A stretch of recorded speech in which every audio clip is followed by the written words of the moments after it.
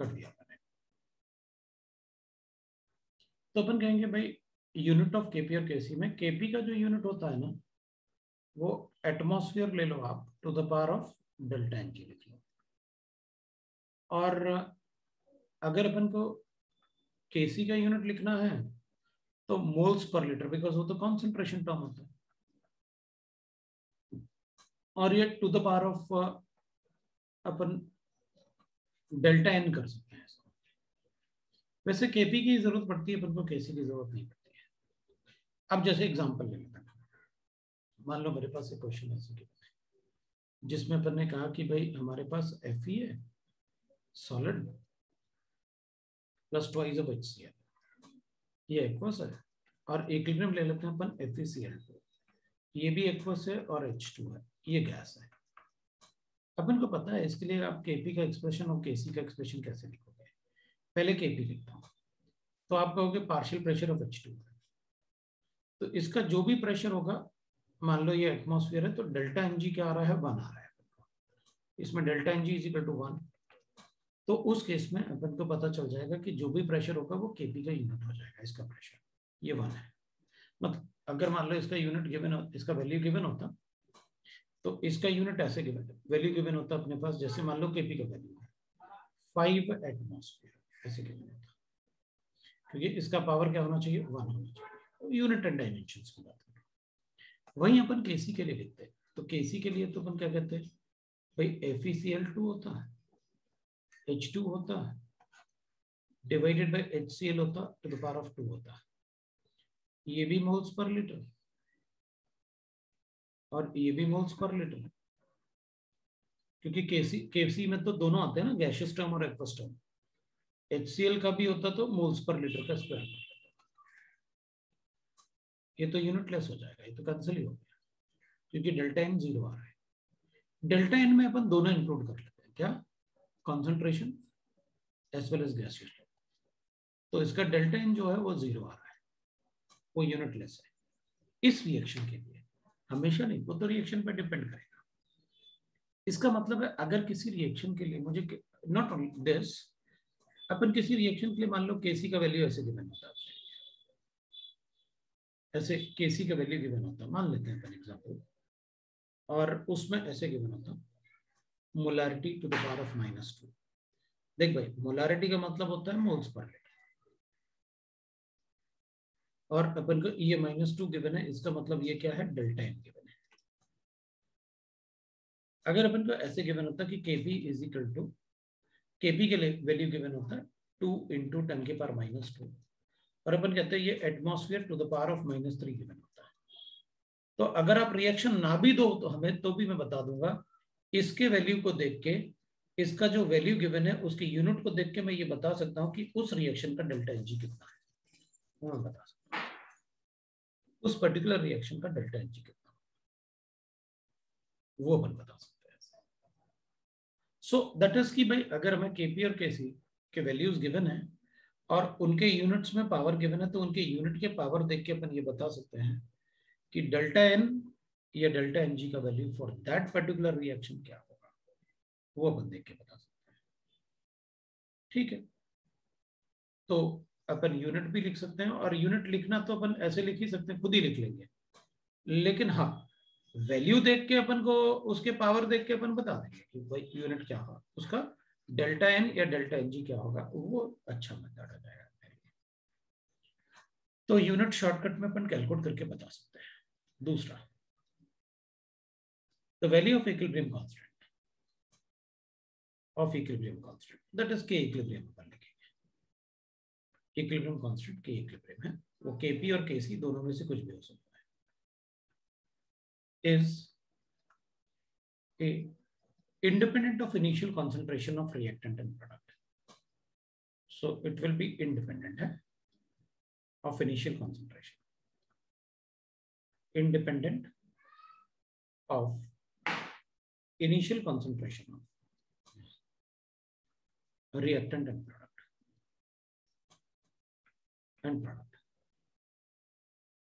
Obviously बात है, अगर अपने पास कोई रिएक्शन गिवन है, मान लो PCl5 है, इक्विलिब्रियम अटेन किया PCl3 + Cl2, इसका इनिशियल कॉन्सेंट्रेशन कुछ भी गिवन हो, हमें क्या फर्क पड़ता है, केसी में तो हमें इक्विलिब्रियम कॉन्सेंट्रेशन चाहिए, so it will be independent of initial concentration. क्या कहते हैं बी, हमने किस डायरेक्शन से इक्विलिब्रियम को अटेन किया उससे भी इंडिपेंडेंट होगा, direction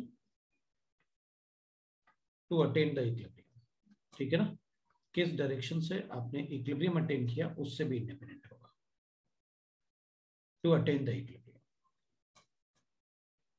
attain the equilibrium, direction to attain the equilibrium. See, use of catalyst, अगर आप कैटलिस्ट यूज करोगे ना तो वो ना तो इक्विलिब्रियम कॉन्सेंट्रेशन को चेंज कर सकता है, ना वो केसी को चेंज कर सकता है, वो किसी को भी चेंज नहीं कर सकता। कैटलिस्ट सिर्फ इक्विलिब्रियम जल्दी आ जाए वो काम करता है, वो कॉन्सेंट्रेशन को अफेक्ट नहीं कर सकता कि भाई अच्छा कैटलिस्ट यूज करेंगे तो ज्यादा कॉन्सेंट्रेशन बन जाएंगे, ऐसा नहीं होता। सिर्फ विदाउट कैटलिस्ट भी अगर इनके कॉन्सेंट्रेशन ए और बी थे तो कैटलिस्ट यूज करने के बाद भी इनके कॉन्सेंट्रेशन यही रहेंगे, तो फिर केसी क्यों चेंज होगा। Change in concentration of a reactant or product at equilibrium, a reactant or product at equilibrium, at equilibrium। तो अपन क्या कहेंगे ना, अपन कहेंगे अच्छा ठीक है सर, इसको हटाते हैं अपन, है ना, और अपन इसको ऐसे लिखते हैं भाई, इसके लिए अपने पास केसी गिवन है, PCl3 Cl2 divide by PCl5, ये अपन सबको लिखना होता है। किसी ने कुछ पूछा, अपन देख लेते हैं। सर पर कैटलिस्ट यूज करेंगे तो रेट बढ़ेगा तो कॉन्सेंट्रेशन भी बढ़ना चाहिए ना। हाँ, तो रेट अगर फॉरवर्ड बढ़ेगा तो बैकवर्ड भी तो बढ़ेगा, तो अगर ये जल्दी बनेगा तो जल्दी डिकम्पोज भी तो होगा, तो कॉन्सेंट्रेशन तो कांस्टेंट रहेगा। इक्विलिब्रियम की बात कर रहा है वो, ये थोड़ी कर रहा है कि कैटलिस्ट यूज करने से ये जल्दी बढ़ेंगे, तो बढ़े ना, हमने कब कहा भाई कैटलिस्ट यूज नहीं करते तो बाद में अपन को ये एक कॉन्सेंट्रेशन मिलता, थोड़ी देर के बाद कैटलिस्ट यूज कर लोगे तो जल्दी मिल जाएगा, ठीक है। अब अपन को ये मतलब केसी इसके लिए अपन ने लिखा। अब केसी का वैल्यू तो फिक्स होता है, ये अपन को गिवन है। मान लो एग्जांपल के लिए लिखते हैं अपन 10, ये होता है रेशियो ऑफ रेट कांस्टेंट। देखो भाई कंसंट्रेशन चेंज करने से ये चेंज नहीं होते, और केसी इनका रेशियो है, लॉ ऑफ केमिकल इक्विवेलेंस। अगर मान लो मैं PCl5 का ना इक्विलिब्रियम की बात कर रहे हैं, पर इक्विलिब्रियम है अपने पास रिएक्शन, PCl5 का कंसंट्रेशन बढ़ा दो तो ये वैल्यू क्या हो जाएगी, कम हो जाएगी, तो रिएक्शन अपने आप मूव करने लगेगा फॉरवर्ड डायरेक्शन में, अपने आप मूव करेगा उस डायरेक्शन में, सो दैट कि ये रेशियो वापस क्या हो जाए, 10 बन जाए। भाई इनमें से किसी को भी चेंज करो, मान लो मैंने इसको बढ़ा दिया तो ये रेशियो बढ़ गया, लेकिन ये वैल्यू चेंज नहीं होता, वो तो रेशियो रेट कांस्टेंट का है, कंसंट्रेशन का रेशियो थोड़ी है। जब आप इसको बढ़ाओगे तो ये रेशियो बढ़ जाएगा, तो रिएक्शन अपने आप ही बैकवर्ड शिफ्ट हो जाएगा, सो दैट कि ये रेशियो कितना बन जाए, 10 बन जाए। सो कंसंट्रेशन चेंज करने से केसी कभी चेंज नहीं होता, और रिएक्शन अपने आप को एडजस्ट करता है उस डायरेक्शन में, सो दैट कि उसका रेशियो वापस किसके बराबर हो जाए, किसके बराबर। ये होता है, सो चेंज इन कंसंट्रेशन से इंडिपेंडेंट होता है। सो independent of change in concentration, B enthalpy, E will read the E लिखना था अपन को, E, right? So Kp or Kc do not depend on enthalpy of reaction, so delta H do not change, or energy exchange in the reaction will never change, so it will not depend on delta H of reaction, उस पर भी depend नहीं करेगा, मतलब ऐसे कोई factors नहीं होंगे जिसमें मतलब वो चेंज हो। The Kp or Kc only changes K equilibrium only changes if the temperature changes. Temperature changes, और टेम्परेचर चेंज होने से क्यों चेंज होता है? क्योंकि टेम्परेचर चेंज करने से KF और KB चेंज होता है, because change in temperature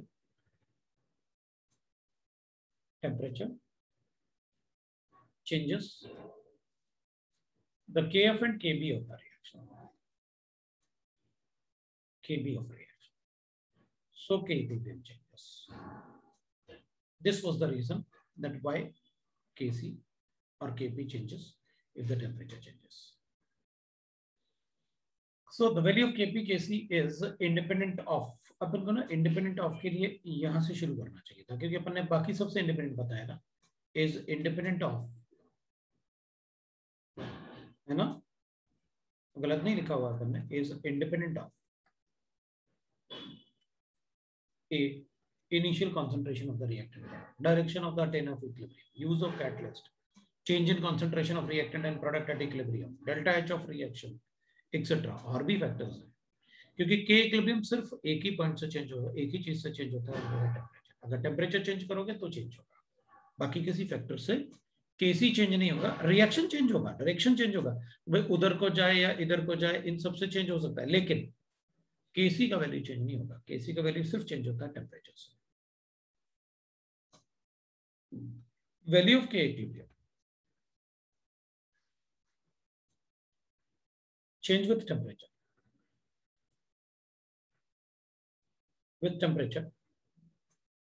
according to Ventov equation, वो Ventov equation के हिसाब से चाहिए। अभी Ventov equation की अपन बात करेंगे ना, तो it will be like this.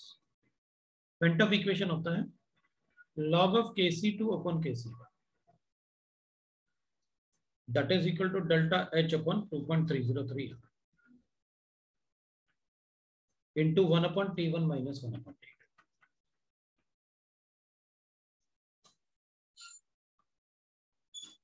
तो अपन कहेंगे ठीक है, what is Kc2, what is Kc1, ऐसे देख लेते हैं।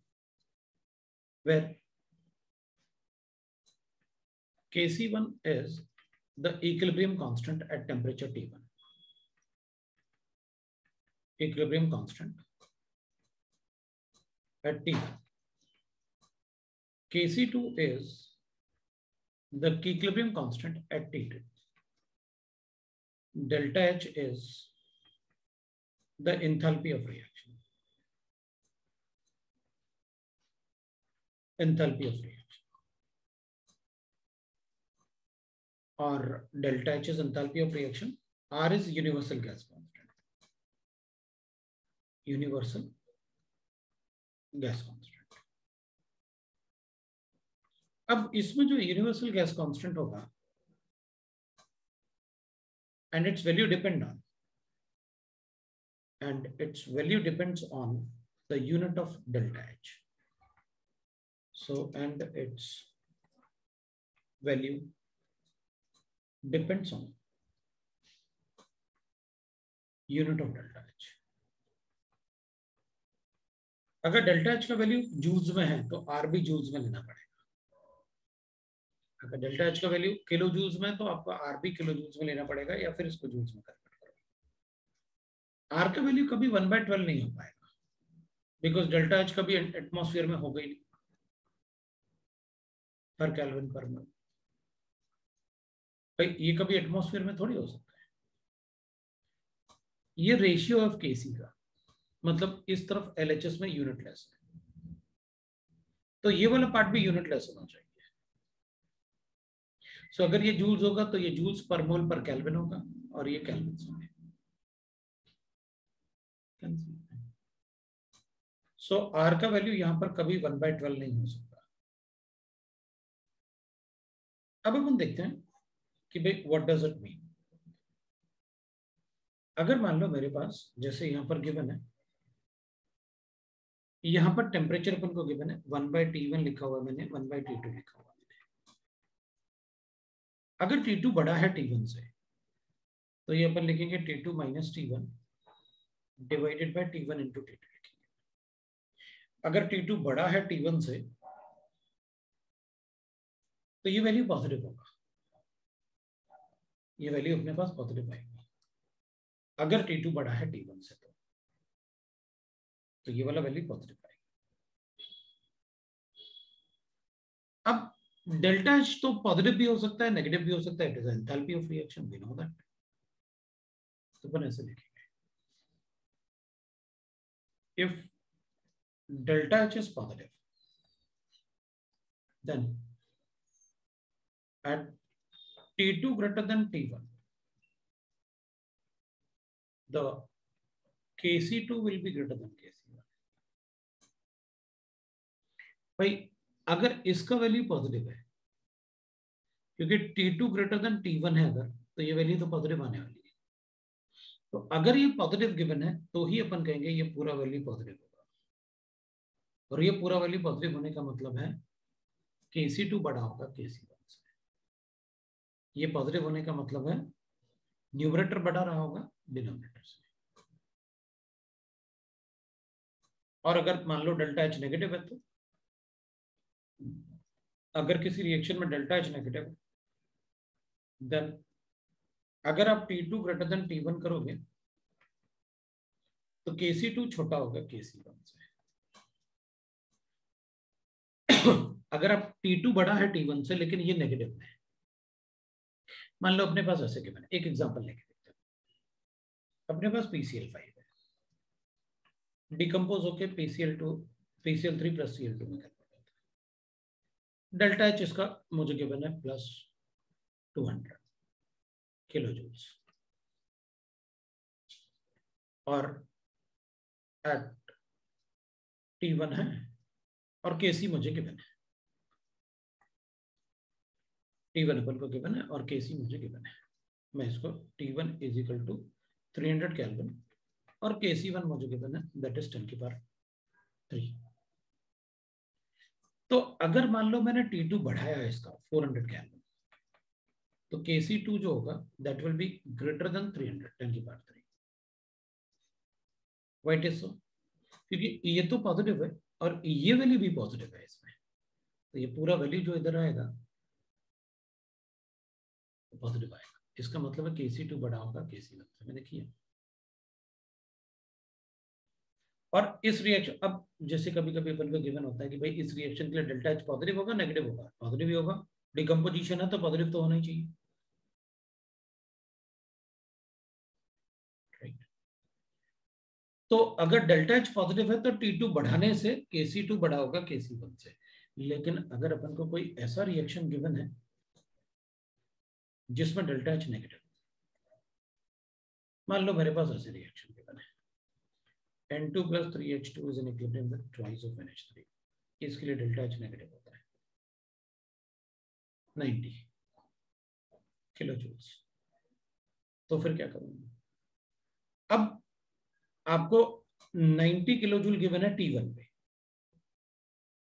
अब आपने इसके लिए क्या किया, 400 केल्विन कर दिया, तो ये वाला वैल्यू तो पॉजिटिव आ गया, लेकिन ये -90 है। अगर इसको मैं -90 सब्स्टिट्यूट करूंगा तो ये पूरा वैल्यू क्या आ जाएगा, माइनस में आ जाएगा। अगर ये वैल्यू माइनस में आएगा इसका मतलब है ये छोटा है इससे, तो इसका मतलब है Kc2 इज लेस देन 10 की पावर 3। भाई इसके लिए Kc क्या था, रिएक्शन के लिए अपन को पता है अमोनिया का स्क्वायर डिवाइडेड बाय N2 और H2 का टू द पावर ऑफ 3। तो इसके लिए Kc मुझे गिवन था पहले, Kc1 कितना 10 की पावर 3 गिवन था, लेकिन जब आपने टेम्परेचर बढ़ाया तो इसका Kc कम हो गया। Kc कम होने का मतलब क्या है, रिएक्शन बैक पोजीशन। मतलब अगर कोई एक्सोथर्मिक रिएक्शन है और उसमें आप टेम्परेचर बढ़ाओगे उस रिएक्शन का, तो उसका इक्विलिब्रियम कांस्टेंट का वैल्यू कम होगा, मतलब प्रोडक्ट का अमाउंट कम होगा रिएक्टेंट से। इसका मतलब है रिएक्शन किस तरफ मूव किया, बैकवर्ड मूव किया।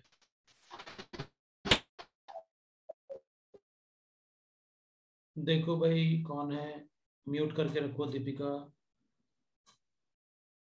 तो अपन क्या कहेंगे ना अगर अपन बैकवर्ड शिफ्ट करेंगे ना ऐसे, क्योंकि अपन ने शिफ्ट बिकॉज ये वैल्यू नेगेटिव आ रही थी, और अगर अपन ये वैल्यू पहले से अगर नेगेटिव है और अपन टेम्परेचर बढ़ाएंगे, तो पहले ही रिएक्शन एक्सोथर्मिक है, पहले ही एनर्जी रिलीज हो रही है, अगर टेम्परेचर बढ़ाओगे तो और एनर्जी आएगा रिएक्शन के पास, तो बैकवर्ड शिफ्ट होना शुरू हो जाएगा, क्योंकि प्रोडक्ट जो बनाना था अपन को, एनर्जी बढ़ने से उसके बॉन्ड्स ब्रेक होना शुरू हो जाएंगे। सो दैट की एक्सोथर्मिक रिएक्शन में इधर एंडोथर्मिक रिएक्शन था, अगर एंडोथर्मिक है तो टेम्परेचर फेवर्ड होंगे, और अगर एक्सोथर्मिक है तो फिर उस केस में उनमें लो टेम्परेचर होना चाहिए, फेवर्ड एट लो टेम्परेचर,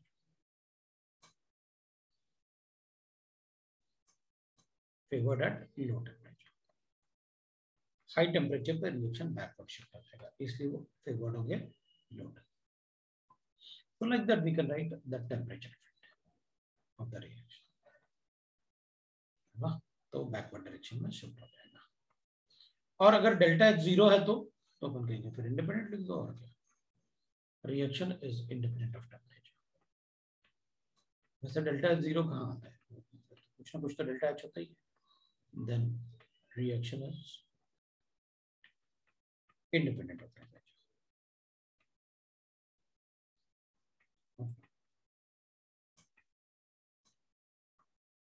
ठीक है, फिर अपन ऐसे बता सकते हैं। सो ये टेम्परेचर डिपेंडेंस है, ये वेंटॉफ इक्वेशन है, जैसे अपन इसी चैप्टर में लास्ट में अपन ड्राइव भी करेंगे कि वो कैसे ड्राइव होता है, कैसे आता है वेंटॉफ इक्वेशन। ठीक है, तो दैट इज, नेक्स्ट पेज पे चले।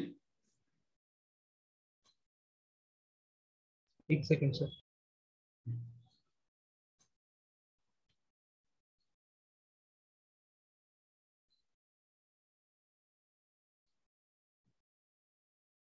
Done sir.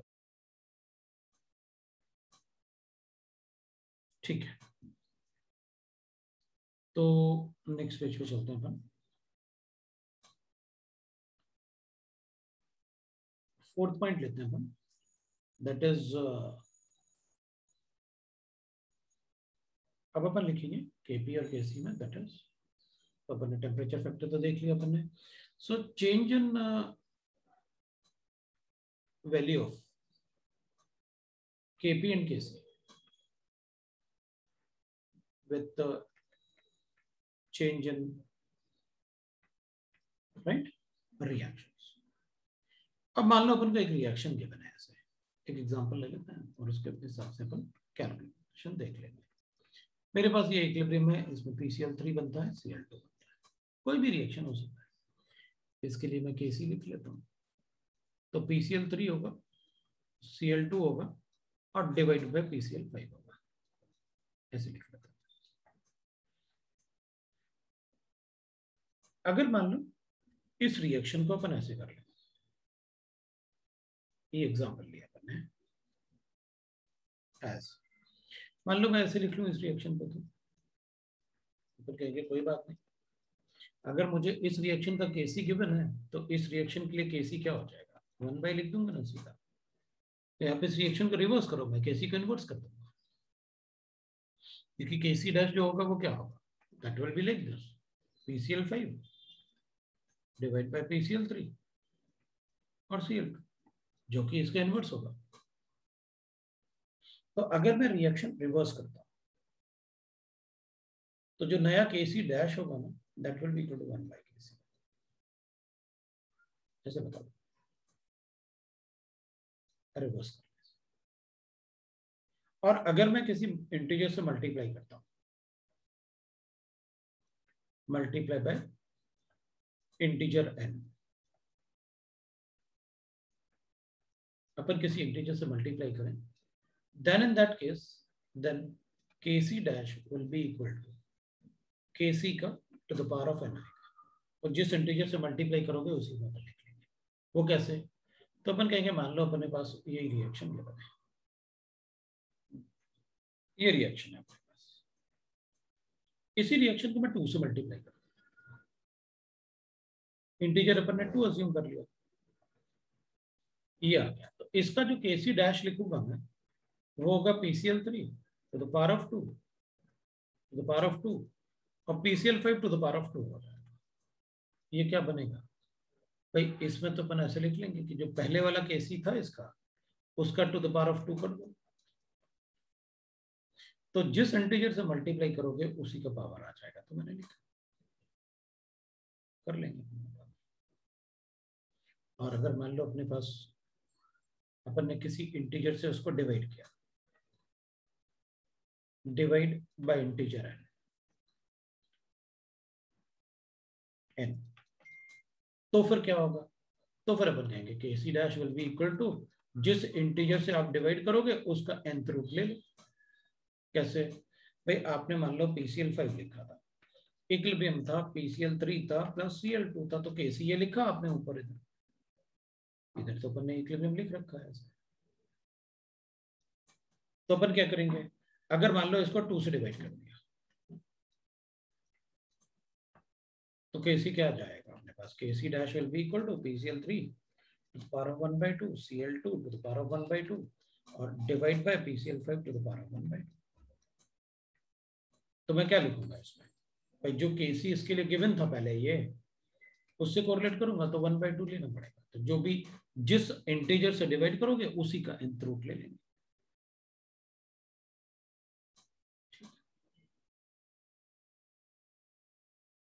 ओके, ले सकते हैं, कोई प्रॉब्लम नहीं।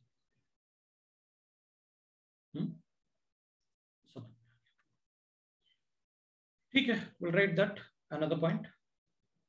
The value of Kc, that is K equilibrium, Kc or Kp, Kp for a given reaction signifies the extent to which the reaction move, the extent to which a reaction move forward,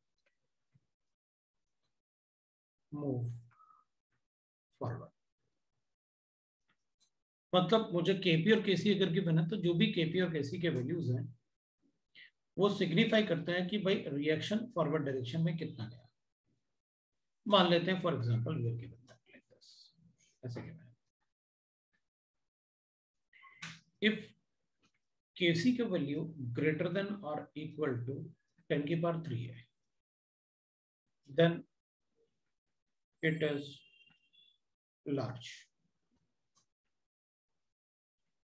large value का मतलब हो गया अगर ये value अपने पास बहुत ज्यादा है, इसका मतलब है प्रोडक्ट बहुत ज्यादा है और रिएक्टेंट कम है। भाई ये रेशियो का ही तो वैल्यू होता है, इक्विलिब्रियम पे जो रेशियो होता है।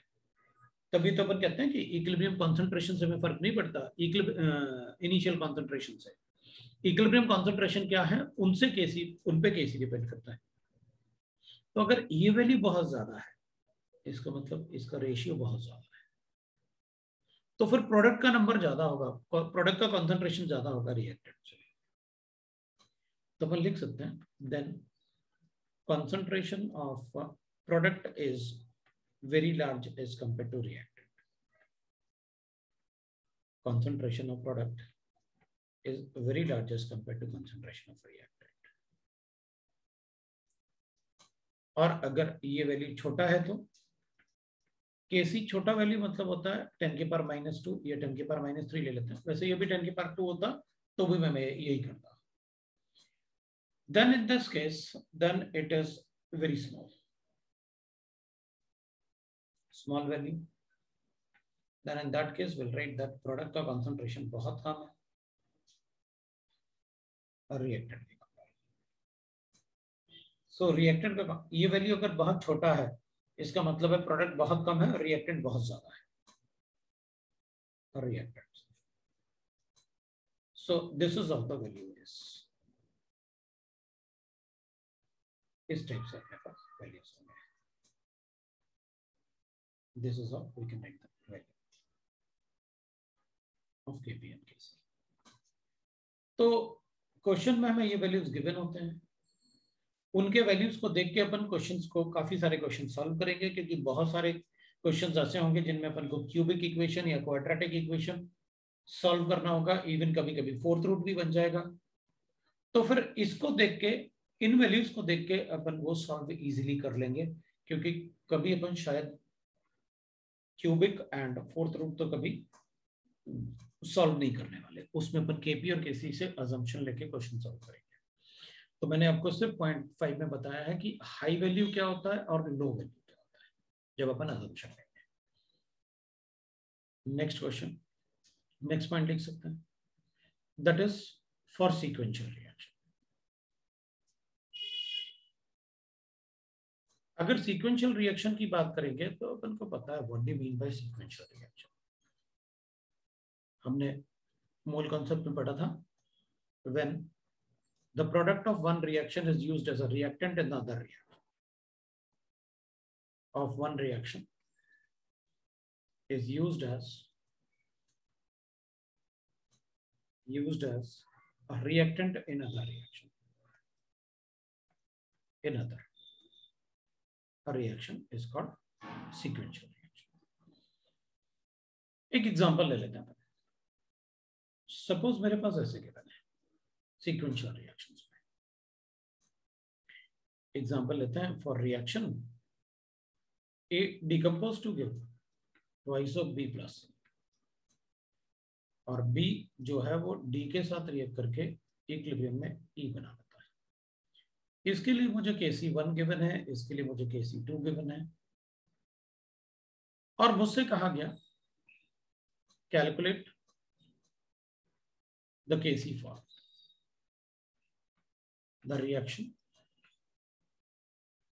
और मुझे एक रिएक्शन बना के दे दिया इसमें से, that is A plus B is an equilibrium with B plus C plus E। तो मैं क्या करूंगा इन रिएक्शंस में, राइट ना, इस रिएक्शन के लिए अपन को Kc कैलकुलेट करना है, तो पहले मुझे ये रिएक्शन गिवन है, तो मैं क्या करूंगा Kc1 का एक्सप्रेशन लिखूंगा, that is B to the power of 2 and C divided by A। फिर वैसे ही मैं Kc2 का एक्सप्रेशन लिखूंगा, that will be E divided by concentration of B into concentration of D। और मुझे रिक्वायर्ड है, ये C2 था, मुझे रिक्वायर्ड है Kc, that is concentration of B, C concentration of E divided by concentration of A into D। ये अपन को required है। अगर मैं इन दोनों से ये बनाना है मुझे, तो मैं कहूंगा दोनों को मल्टीप्लाई कर दो, then Kc will be equal to Kc1 into Kc2। क्योंकि दोनों को मल्टीप्लाई अगर आप करोगे, अगर आप दोनों को मल्टीप्लाई करोगे तो will get the required reaction. इन दोनों को मल्टीप्लाई करोगे तो एक भी कैंसिल हो जाएगा और अपन को ये मिल जाएगा। अब इन रिएक्शन को ऐड भी करते तभी हो, ये तब भी यही आता, ऐड करोगे तो एक भी तो कैंसिल हो जाएगा। सो A plus D is an equilibrium with B plus C plus E। कभी भी दो रिएक्शन को अगर ऐड करोगे तो उसका जो इक्विलिब्रियम कांस्टेंट होगा वो हमेशा इक्विलिब्रियम कांस्टेंट्स का प्रोडक्ट होता है अगर दो रिएक्शन को ऐड करोगे। वैसे यहां दिख रहा है अपन ने पहले प्रूव किया पर लिखा कि अगर रिएक्शन को ऐड करोगे तो अपन को क्या करना होता है, वी नो दैट। अब एक एग्जांपल लेते हैं अपन, मान लो अपने पास ऐसे गिवन है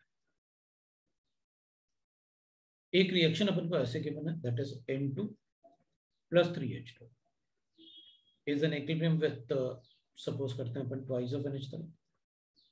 इसके लिए मुझे Kc1 गिवन है और एक मुझे गिवन है that is H2 plus Cl2 is an equilibrium with twice of HCl। इसके लिए मुझे Kc2 गिवन है और मुझसे कहा गया calculate the Kc for reaction, और मुझे रिएक्शन ऐसे दे दिया गया that is N2 plus twice of H2 plus twice of HCl is an equilibrium with twice of NH3 plus Cl2। अब हम क्या सोचेंगे कि देखो इस रिएक्शन में इधर HCl तो लेफ्ट हैंड साइड पे है जबकि यहां तो राइट हैंड साइड पे था HCl, इसका मतलब है ये रिएक्शन आपने रिवर्स किया, इधर अमोनिया राइट हैंड साइड पे है और इधर भी राइट हैंड साइड पे है, इसलिए ये रिएक्शन को आपने ऐसे रखा, ये भी आरएचएस में था, लेकिन इधर ये आरएचएस में है और आपने यहाँ पर एलएचएस पे लिखा हुआ है।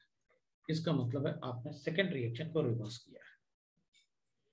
N2 लेफ्ट हैंड साइड में चाहिए, वो लेफ्ट हैंड साइड में रहेगा, मतलब इस रिएक्शन में कुछ नहीं करेंगे अपन, इस रिएक्शन को रिवर्स करेंगे क्योंकि Cl2 भी राइट साइड में है। तो अपन क्या करेंगे, इस रिएक्शन को तो ऐसे ही लिखेंगे, N2 + 3H2 is an equilibrium with twice of NH3। इसके लिए मुझे Kc1 गिवन है और इसको आपने रिवर्स किया तो आप ट्वाइस ऑफ HCl लिख लो और वो इक्विलिब्रियम बनाएगा H2 + Cl2 से। इसके लिए 1/Kc2 हो जाएगा, क्योंकि अगर आप रिवर्स करोगे रिएक्शन को तो आपने बताया मुझे कि आपको इनवर्स करना होता है उसके गिवन केस को, और अगर इन दोनों रिएक्शन को आप ऐड करोगे तो हमें रिक्वायर्ड रिएक्शन मिल जाएगा, एक ये 2 आ जाएगा, एक ये कैंसिल हो जाएगा और जो रिएक्शन बनेगा अपने पास वो रिक्वायर्ड रिएक्शन, तो अपने पास ये रिएक्शन बन गया, ट्वाइस ऑफ NH3 हो गया प्लस Cl2 हो गया। और जब आप किसी को ऐड करते हो रिएक्शन को तो अपन को इनको प्रोडक्ट लिखना होता है, मल्टीप्लाई करना होता है, तो अपन कहेंगे Kc will be equal to Kc1 into 1/Kc2। ये अपना आंसर है, ये अपना आंसर होगा।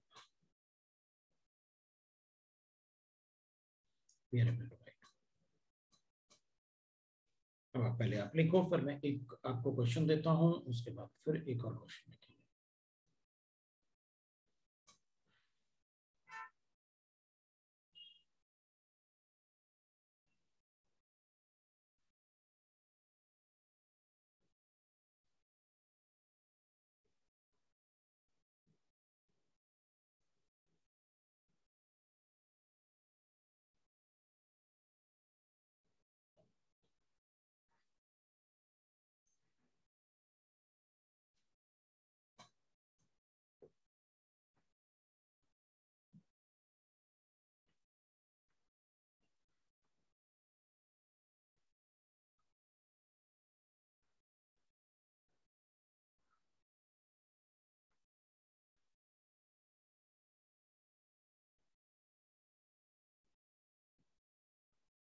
हो गया?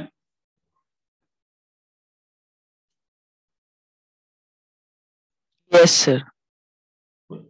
एक मिनट सर, चलेगा चलेगा चलेगा।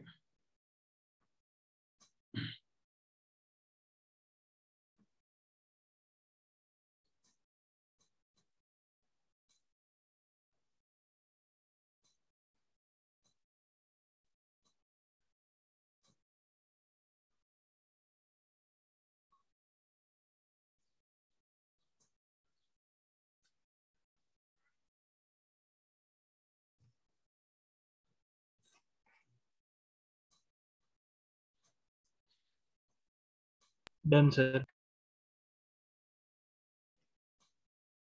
चलो अपन एग्जाम्पल 3 देखते हैं। मेरे पास एक क्वेश्चन है जिसमें मैंने किया A + 2B is an equilibrium with C, और इसके लिए मुझे Kc1 गिवन है 5 और मुझे फिर बताया that is B + 2D is an equilibrium with E। इसके लिए मुझे Kc2 का वैल्यू गिवन है 25। फिर मुझसे कहा गया कैलकुलेट Kc फॉर और मुझे रिएक्शन दिया गया, दैट इज मैं मतलब मुझे ऐसे बताया गया कि भाई देखो दैट इज C+, ठीक है, C + 2D C + 4D is an equilibrium with A + 2E, right? A + 2E। एक मिनट रुकना, मैं पहले चेक कर रहा हूँ मुझे क्या करना है, ठीक है? मुझे क्या चाहिए वो देख लेता हूँ मैं। So A + 2B is an equilibrium with C 2E in equilibrium with 2B. ठीक है, तो मुझे जो एक रिएक्शन चाहिए वो ऐसे चाहिए. So calculate Kc for the reaction. ये रिएक्शन है मेरे पास, that is A plus 2E is in equilibrium with that is 4B plus C. तो इसके लिए Kc कैलकुलेट करके बताओ, कैसे बताओगे? पहले तो एक्सप्रेशन बनाओगे Kc और Kc1 का, उसके बाद फिर आप रिएक्शन लिखो.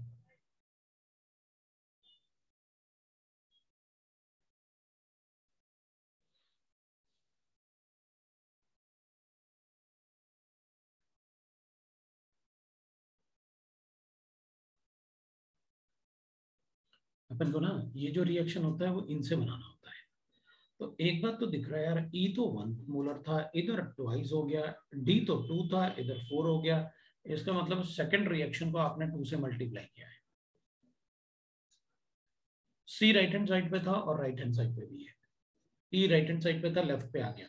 मतलब सेकंड रिएक्शन को 2 से मल्टीप्लाई भी किया और रिवर्स भी किया. सेकंड रिएक्शन को आपने 2 से मल्टीप्लाई भी किया और रिवर्स भी किया.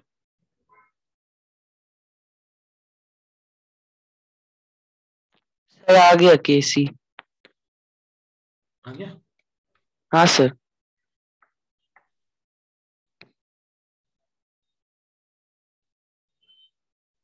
चलो भाई, तो देख लेते हैं अपन. सबने Kc कैलकुलेट कर लिया मेरे ख्याल से. कोई ऐसा है Kc1? अच्छा 1 आ गया. 1 कैसे आएगा? चलो देखते हैं. इसको अपन ऐसे लिखेंगे, A plus 2B is in equilibrium with C. तो ये Kc1 है. इस रिएक्शन को रिवर्स करो तो ट्वाइस ऑफ E, मतलब पहले अपन रिवर्स करते हैं.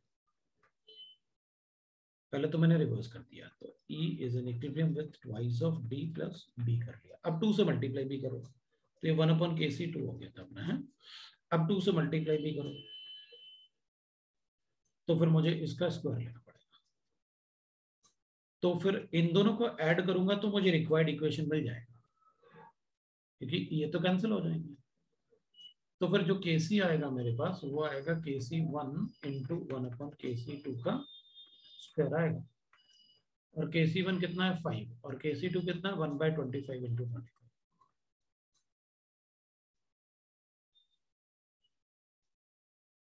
लो भैया आ गया आपके पास 1/125. अब 1/5 कैसे आएगा? स्क्वायर भी तो करना है.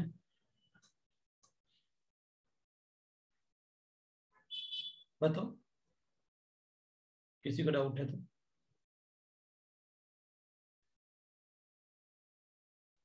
चलो ठीक है, सबको समझ में आया? ठीक है भाई. Yes sir. ठीक है, तो मेरे ख्याल से फिर इसमें ज्यादा अपन को क्वेश्चन करने की जरूरत नहीं है.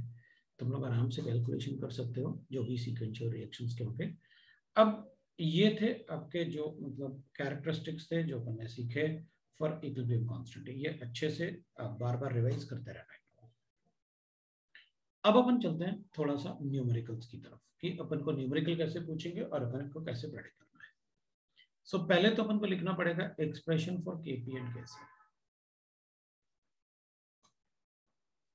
फॉर Kc ये लिखते हैं. अब ये सीखेंगे अपन, वो कैरेक्टरिस्टिक्स खत्म हो गए. How to write the expression for Kc. अब देख, अगर मेरे पास कोई रिएक्शन गिवन है, एग्जांपल लेते हैं. मुझे क्वेश्चन में गिवन था कि एक इक्विलिब्रियम रिएक्शन है PCl. ठीक है, ये PCl3 और Cl2 में डिसोसिएट होता है.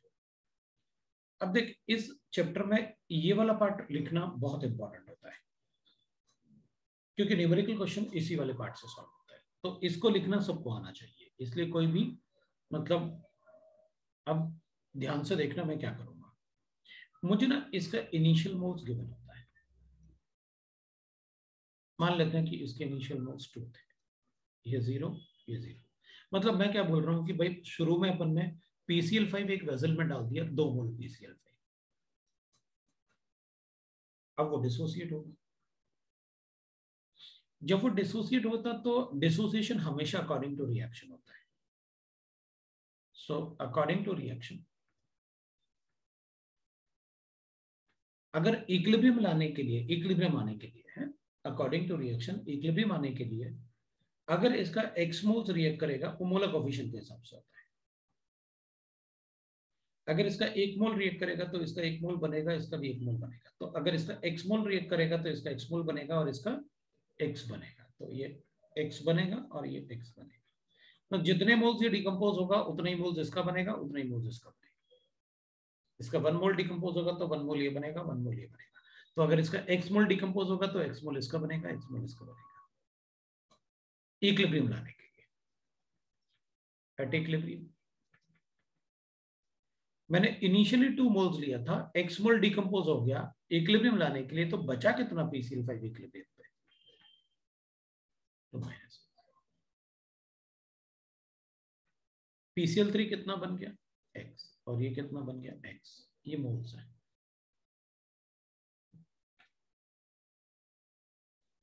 अब मैं यहां पर लिखूंगा केसी। केसी एक्सप्रेशन के लिए लिखेंगे, अगर इसके लिए केसी लिखेंगे तो अपन कहेंगे सर आप लिखते हो PCl5 divided by multiply PCl3 है, PCl3 into Cl2 divide by PCl3। अब अपन कहेंगे सर यहां पर आप लिखते हो स्क्वायर ब्रैकेट। स्क्वायर ब्रैकेट का मतलब होता है मोल्स पर लीटर। अगर अपन स्क्वायर ब्रैकेट लिखेंगे ना तो ये मोल्स पर लीटर होता है, मतलब मोलारिटी होता है। और मोलारिटी क्या होता है? Number of moles divide by volume in litres. Concentration. हाँ, कंसंट्रेशन है। तो अपन क्या करेंगे, अपन कहेंगे सर यहां पर आपने जो ये लिखे हुए हैं तो मोल्स हैं। तो अगर मुझे क्वेश्चन में वॉल्यूम गिवन है तो मुझे इनको V से डिवाइड करना होगा ताकि ये कॉन्सेंट्रेशन बन जाए। और अगर वॉल्यूम मेंशन नहीं है क्वेश्चन में तो हमेशा अपन 1 लीटर अस्यूम करें। अगर गिवन नहीं है तो यू कैन अस्यूम 1 लीटर। अगर गिवन है तो फिर अपन को डिवाइड करके उनको कॉन्सेंट्रेशन बनाना होता है। मतलब यहाँ पर जो केसी बनेगा वो होगा x/v into x/v divided by that is PCl5 का, that is 2 - 6 divided by v PCl5 के।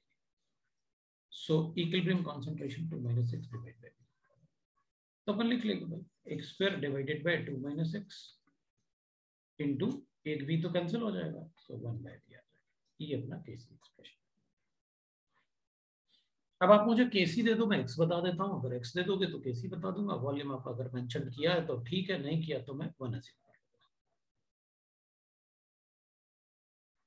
अगर मुझे x का वैल्यू गिवन होता तो मैं केसी कैलकुलेट कर देता, वॉल्यूम को 1 लीटर अस्यूम करके, और वॉल्यूम भी गिवन होता तो वॉल्यूम को सब्स्टिट्यूट करता। सो ये एक्सप्रेशन ऐसे लिखना सबको आना चाहिए, x स्क्वायर अपॉन 2 - 6 इंटू 1/। ये एक्सप्रेशन जो है केसी का सबको लिखना आना चाहिए। अब मैं एक क्वेश्चन एक और बताऊंगा आपको, एक और लिखते हैं और फिर उसके बाद फिर मैं आपसे कहूंगा लिखने के लिए कि आप लिख के बताओ। इसमें अगर x गिवन होता तो मैं केसी बता देता, केसी गिवन होता तो मैं x बता देता। अब अगर मान लो अपने पास एग्जांपल 2 है और उसमें अपने पास ऐसे गिवन है N2 + 3H2 is an equilibrium with twice of NH3। ये गिवन है। इनिशियल मोल्स मुझे गिवन थे क्वेश्चन में, इसके मोल्स मैंने 2 मोल्स ले लिया और इसका 1 मोल ले लिया। मैंने इन दोनों को मिक्स कर दिया। एक बात ध्यान रखना, इक्विलिब्रियम रिएक्शन में कभी कोई लिमिटिंग रीजन नहीं होता, क्योंकि जो डिकम्पोज होगा वो बनेगा। ये 0 था। अब इक्विलिब्रियम में आने के लिए x मोल्स रिएक्ट करेंगे suppose. So according to reaction अगर इसका 1 मोल रिएक्ट करेगा तो इसके 3 मोल रिएक्ट करेंगे तो इसके 2 मोल बनेंगे। अगर इसका इक्विलिब्रियम लाने के लिए इसका 1 मोल मतलब 1 मोल मतलब x मोल मान लेते हैं। अगर इसका x मोल रिएक्ट करेगा तो जितना इसका रिएक्ट करेगा उसका 3 टाइम्स इसका रिएक्ट करेगा,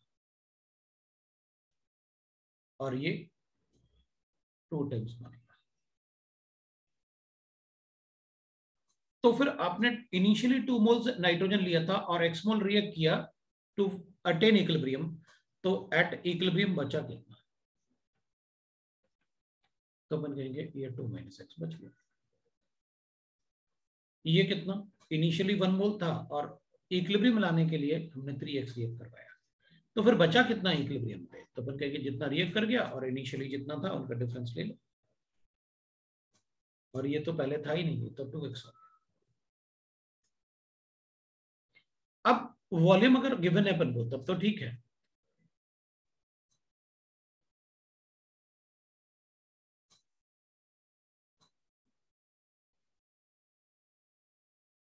भाई ये रिएक्ट कर रहा है और ये बन रहा है, इसलिए नेगेटिव लिख रहा हूं कि ये डिक्रीज हो रहे हैं, ये डिक्रीज होगा और ये बनेगा, तो इसको प्लस में लिख रहा हूं कि ये बन रहा है इक्विलिब्रियम लाने के लिए और ये डिक्रीज हो रहा है, इसलिए अपन नेगेटिव में लिख रहे हैं। इक्विलिब्रियम पे थोड़ी लिख रहे हैं अपन नेगेटिव, अपन ने तो रिएक्शन लिख रहे हैं कि भाई इसके कितने रिएक्ट किए, इसके कितने रिएक्ट करेगा, तो ये कितना बनेगा। अब आप मुझे वॉल्यूम दे दो तो मैं कॉन्सेंट्रेशन में कन्वर्ट कर दूंगा, क्योंकि अपन को पता है इस रिएक्शन के लिए केसी आप लिखोगे NH3 to the power of 2 divided by concentration of N2 into concentration of H2 to the power of 2। तो जो Kc होगा ना, अपन उसको ऐसे लिख सकते हैं, Kc will be equal to 2x divided by V to the power of 2 divided by N2 is 2 minus x divided by V, और ये आ जाएगा अपने पास 1 minus 3x divided by V to the power of 3। Kc will be equal to 2x to the power of 2, 2 minus x, 1 minus 3x to the power of 3, और volume इधर 2 था इधर 4 था, multiply by v square आ गया। अगर volume mention नहीं है तो फिर अपन 1 लीटर लेके क्वेश्चन सॉल्व कर देंगे, और अगर वॉल्यूम है तो सब्स्टिट्यूट करके Kc कैलकुलेट कर लेंगे। मुझे लगता है एवरीबॉडी गॉट इट ना, कैसे लिखना होता है ये वाला पार्ट।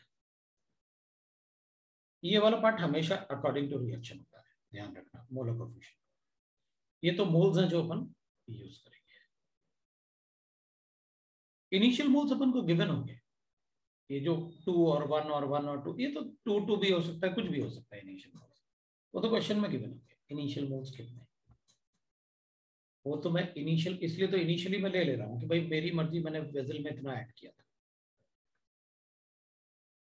फिर मैं एक क्वेश्चन ले लूंगा, अभी कोई प्रॉब्लम नहीं है।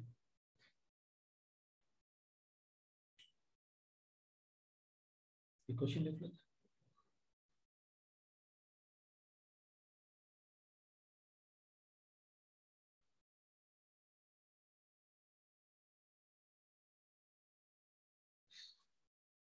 नेक्स्ट पेज पे चले।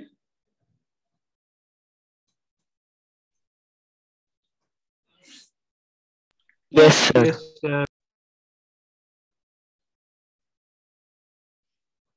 ठीक है भाई, तो अपन नेक्स्ट पेज पे चलते हैं। अब मान लो मुझे एक क्वेश्चन दिया है, calculate the Kc for reaction।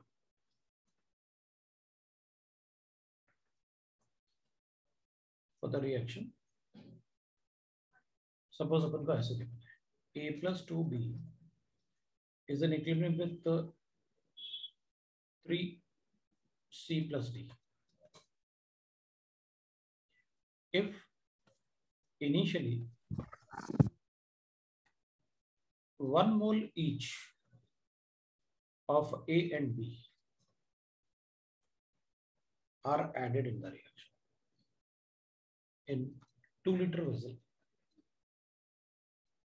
and heated to 500 Kelvin to attain equilibrium। अब ये सब तो कहानी लिखी हुई है, मुझे तो इनिशियल मोल से मतलब था, रिएक्शन से मतलब था, to attain equilibrium.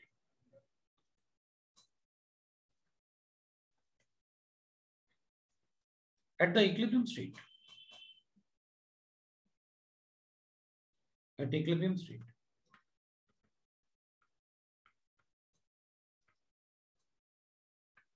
the concentration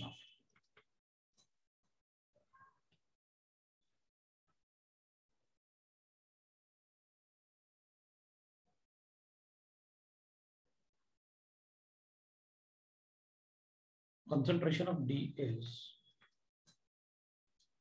thrice the concentration of D.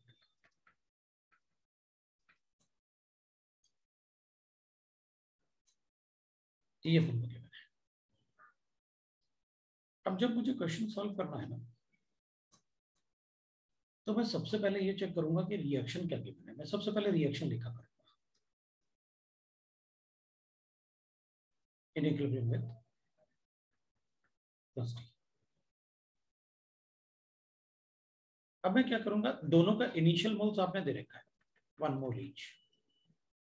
मैं इक्वल मोल्स भी बोल सकता था, equal moles of A and B are added according, और रिएक्शन ऐसे हुआ तो इसका भी 1 मोल है, इसका भी 1 मोल। अब क्वेश्चन में लिखा हो सकता था equal moles of A and B are added and they react according to the reaction, ऐसे लिखा हो सकता है।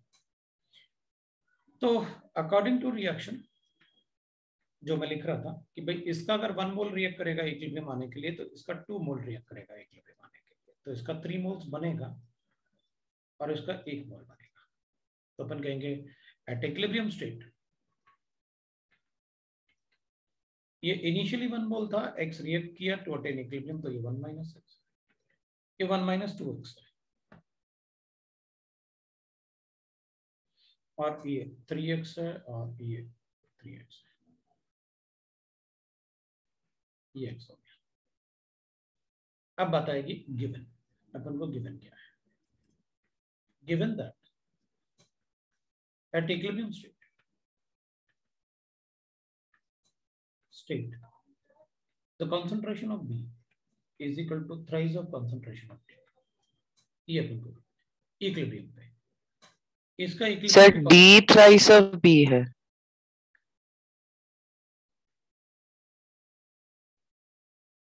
D थ्राइस है। Yes sir.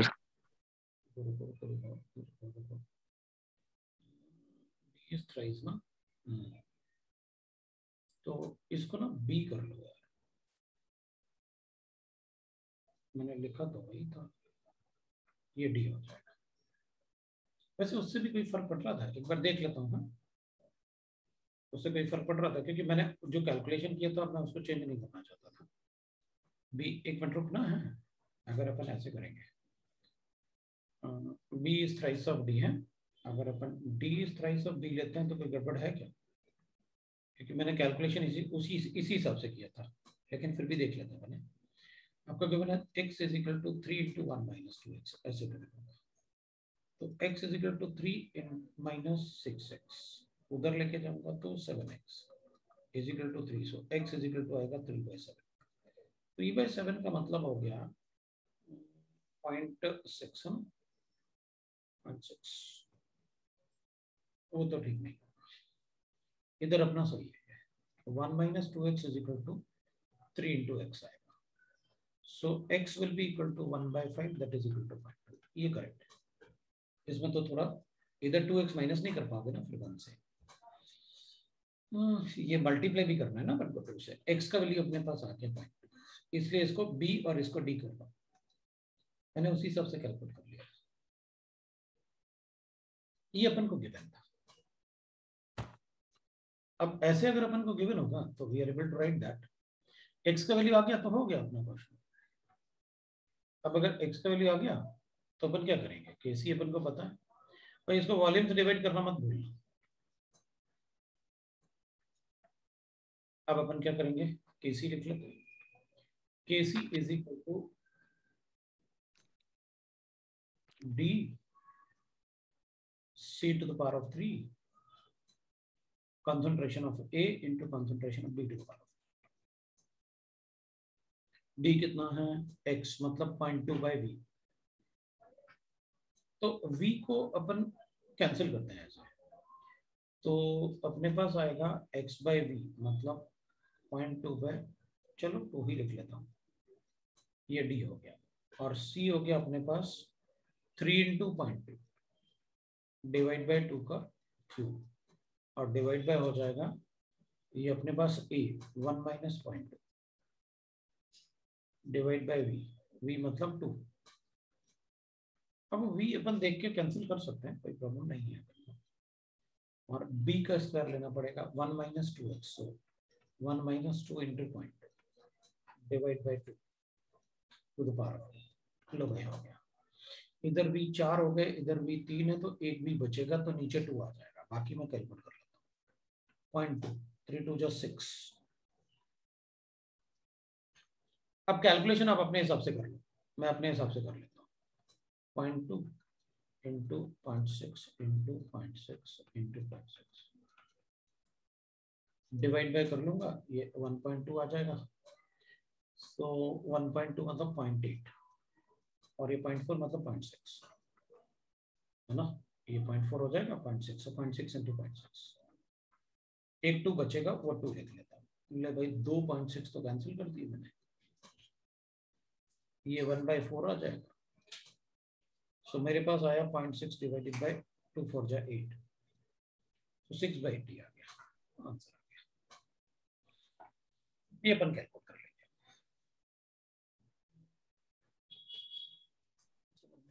यस सर 3/40 आया मेरा। चलेगा चलेगा, अब अपन को कैलकुलेट कर सकते हैं,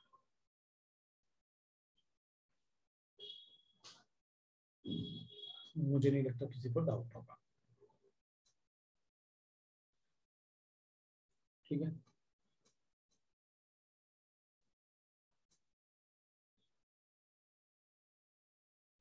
अब एक क्वेश्चन और ले लेता हूँ मैं,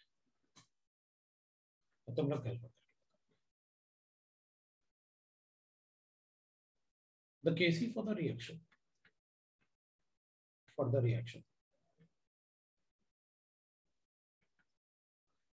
PCl5 decomposed to get PCl3 plus Cl2 all in gaseous state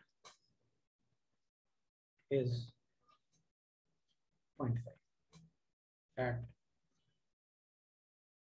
temperature कुछ भी ले सकता है, मतलब T केल्विन भी ले सकता था मैं, at 500 degree centigrade. Calculate the equilibrium concentration of each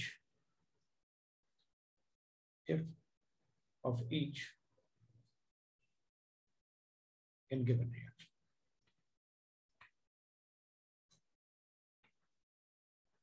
If initially 1 mole of PCl5 is taken in the vessel, ये अपना given है, लिखो भाई, सॉल्व करके बताओ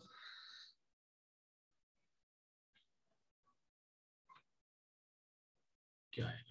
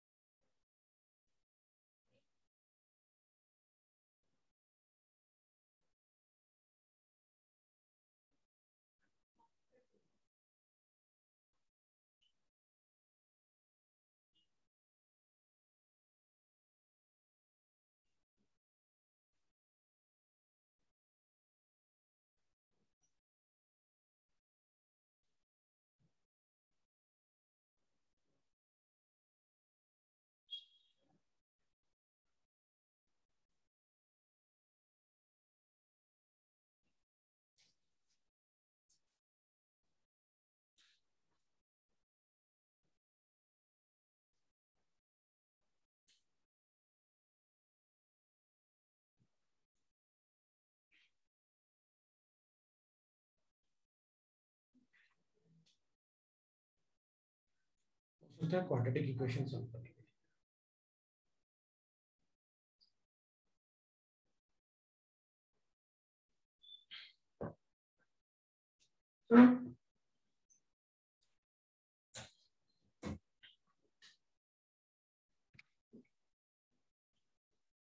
सर इसमें वॉल्यूम गिवन नहीं है। इसका मतलब 1 लीटर ले लो, मैंने जानबूझ के नहीं दिया, बताया था ना। Okay sir.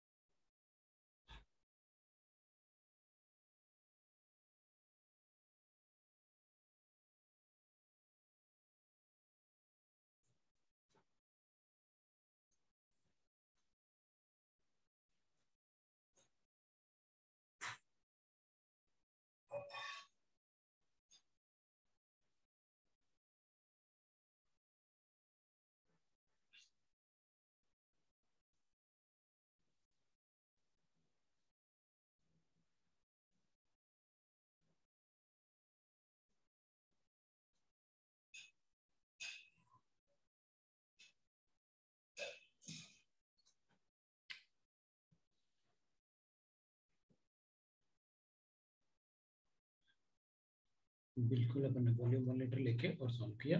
लिखो कैसी आंसर के लिए लिखो। आया आंसर किसी का? नहीं, 1/2 और -1 नहीं, 1/2 ही आएगा। एक बार चेक कर लेता हूँ। PCl 5 है, इक्विलिब्रियम है, PCl 3 है प्लस Cl। अपन का ये इनिशियली 1 मोल था, 0 0, ये x है, ये x है, ये 1 - x है। तो Kc इज इक्वल टू हो जाएगा concentration of this into this, volume तो 1 लीटर है, so x into x divide by 1 - x। ये मुझे 0.5 गिवन है, so 0.5 will be equal to x square upon 1 - x।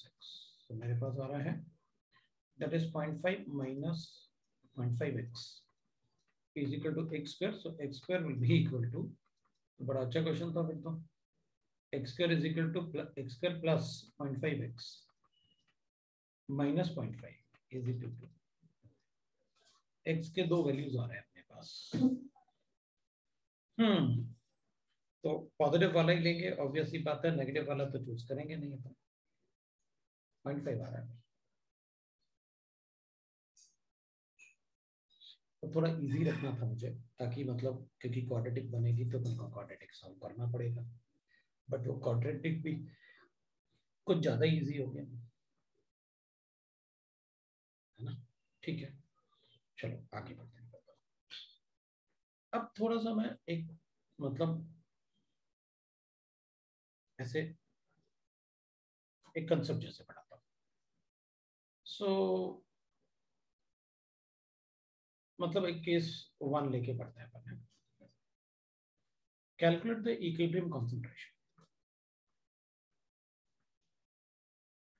concentration of each in the given reaction।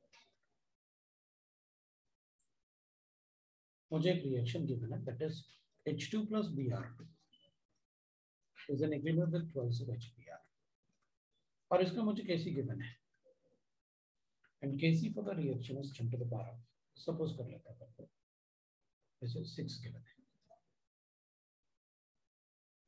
अपन क्या करेंगे इस example में, अपन कहेंगे देखो भाई, मतलब we can write like this।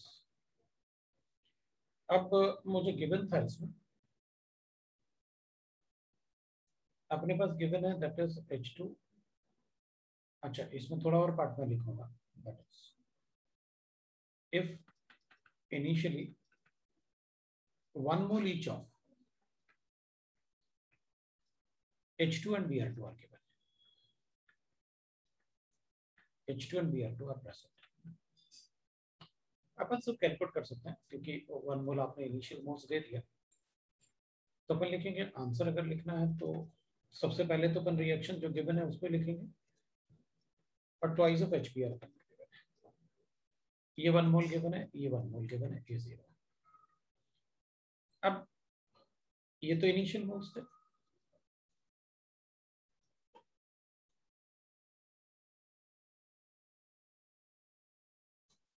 Moles.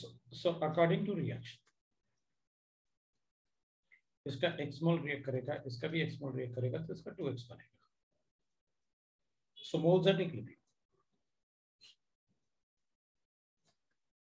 ये 1 माइनस x होगा, ये भी 1 माइनस x होगा और ये 2x होगा। अपन को गिवन है केसी, वॉल्यूम मेंशन नहीं है तो 1 लीटर हो गया। सो 2x का square divided by 1 minus x का भी स्क्वायर, और आई कैन राइट दैट 10 की power 6 will be equal to 2x का square divided by 1 minus x का भी स्क्वायर है, तो मैं इसको हटा के इसको रूट ले लेता हूँ।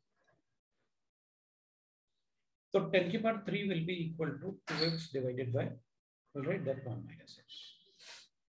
सो मल्टीप्लाई करूंगा तो I can get write that 10 की पावर 3 माइनस 10 की power minus, that is 3x is equal to 2x। इसको इधर लेके जाऊंगा तो 10 की power 3 will be equal to, that will be equal to 2x plus 10 to the power of 3. That is equal to how much? 1002x. So x will be equal to 1000 divided by, that is 1002. That is almost 0.999. X का value.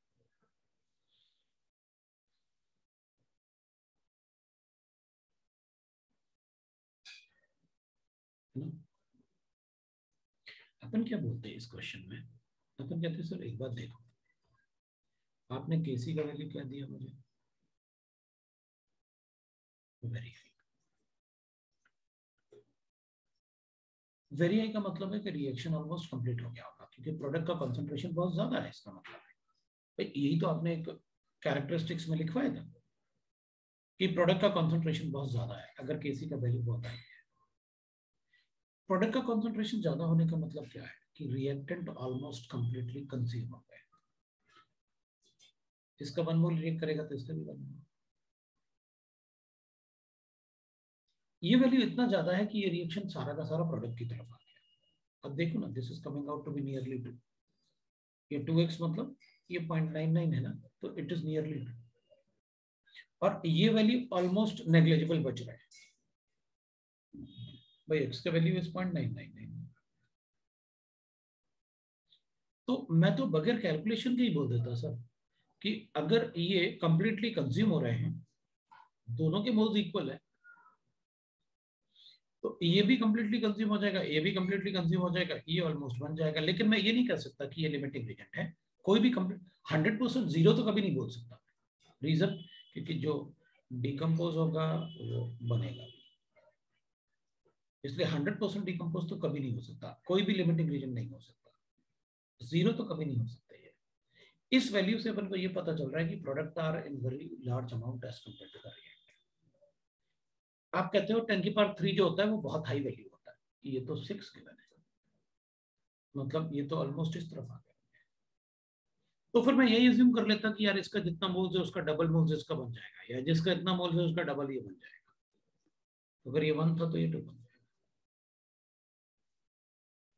ठीक है, बाकी अपन calculation कर सकते हैं। अब मान लो same question मुझे ऐसे गिवन होता है, calculate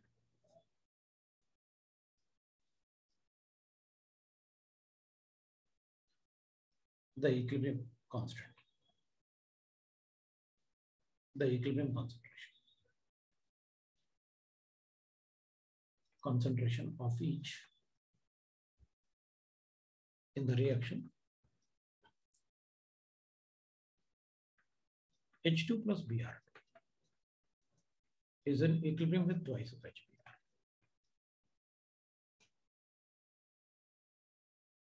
When Kc is equal to 10 की power 6 and initially 1 mole of H2 is mixed with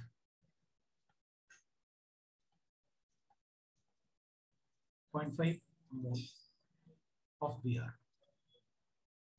ये मुझे गिवन था। अब अपन क्या करेंगे, अपन कहेंगे देखो H2 plus Br2 is an equilibrium with HBr. Kc मुझे गिवन है 10⁻⁶, ये 1 मोल है, ये 0.5 मोल है, इनिशियली गिवन है मुझे।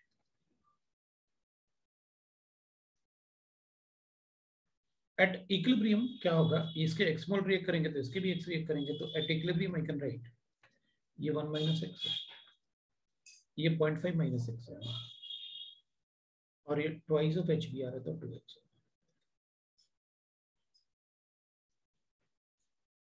अब अपन कहेंगे since the value of Kc is very high,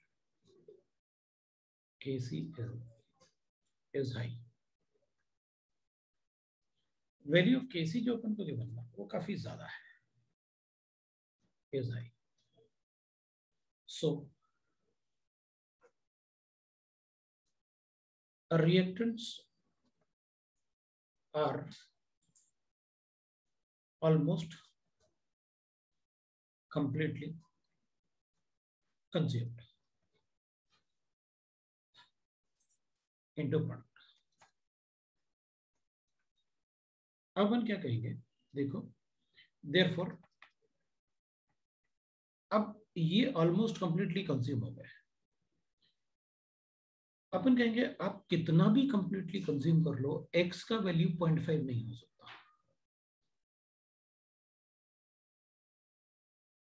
आप कितना भी कंप्लीटली कंज्यूम कर लो, x का वैल्यू 0.5 नहीं हो सकता, क्योंकि अगर x का वैल्यू 0.5 होगा तो ये 0 हो जाएगा, और 0 कभी हो नहीं सकता क्योंकि लिमिट एग्जिस्ट होता ही। हाँ, लेकिन x का वैल्यू नियरली 0.5 जरूर होगा। वो क्यों, 1 क्यों नहीं हो सकता? अरे भाई ये कम अमाउंट में गिवन है और ये ज्यादा अमाउंट में गिवन था इनिशियली। जो कम वाला है x का वैल्यू उतना थोड़ी हो सकता है, उससे ज्यादा या उतना थोड़ी हो सकता है, उससे कम ही होगा ना x का वैल्यू। तो अपन कहेंगे since this value is very high, the value of x is nearly 0.5, क्योंकि रिएक्टेंट कंप्लीटली ऑलमोस्ट लिखा अपन है, कंप्लीटली कंज्यूम नहीं, ऑलमोस्ट कंप्लीटली, मतलब x का value will be nearly 0.5, value of x is nearly 0.5, therefore concentration of HBr अगर पूछोगे तो मैं 2x लिख लेता हूँ, 1 हो जाए, और concentration of H2 अगर पूछोगे तो मैं 1 - x मतलब 0.5 लिख लूंगा। लेकिन Br2 की concentration के लिए मैं कैलकुलेशन कर लूंगा, कैसे, Kc is equal to concentration of HBr का square divided by concentration of H2 into concentration of, मैं क्या करूंगा, इसको ऐसे लिख लूंगा 10⁶ will be equal to 2x का स्क्वायर, मतलब x का वैल्यू अपन को पता है 2 into 0.5 का स्क्वायर डिवाइडेड बाय ये हो जाएगा 1 - 0.5, और Br2 कैलकुलेट कर लो, लो भाई Br2 कैलकुलेट कर लो। अगर आप इससे Br2 कैलकुलेट करोगे ना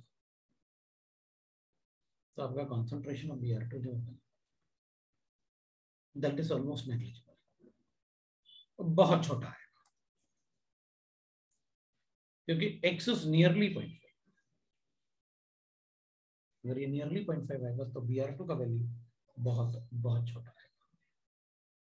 कैलकुलेट करके देख लेते हैं, ये 1 हो गया स्क्वायर, ये 0.5 इंटू इधर Br2 इधर लेके जाऊंगा 10⁶ इधर, सो 1/0.5, 0.5 मतलब 1/2, 2 इंटू 10⁻⁶, ये लेगा, ये आ रहा है Br2 अपने पास, मतलब जो बचा हुआ Br2 है 0.5 - x is equal to how much, 2 into 10⁻⁶, मतलब ये बचा हुआ Br2 है 0.5 - x is equal to 2 into 10⁻⁶। तो इसका मतलब है कि जो बचा हुआ Br2 इतना है, तो 0.5 ऑलमोस्ट सारा का सारा कंज्यूम ही हो गया। फिर वो सारा का सारा।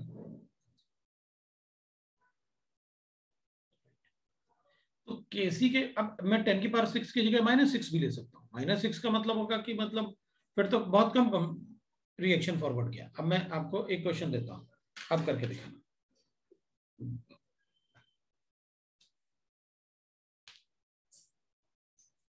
लिख लो भाई।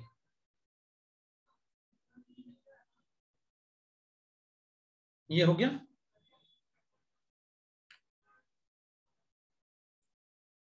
हो sir. Sir left hand side वाला हो गया। चलेगा, लेकिन मुझे सेकंड पेज पे जाना है, नेक्स्ट पेज पे जाऊंगा।